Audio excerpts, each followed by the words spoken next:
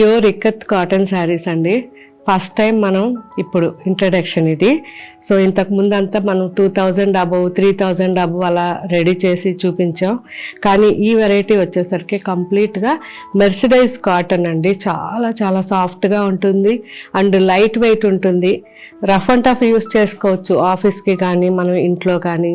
చాలా comfort fabric ఇది. Orange and onion wine రెండు mix combination, yellow and off white రెండు కాంబినేషన్లో మిక్స్ ఉన్నాయి. సో అన్నీ కూడా కల్నేత ఉన్నాయండి.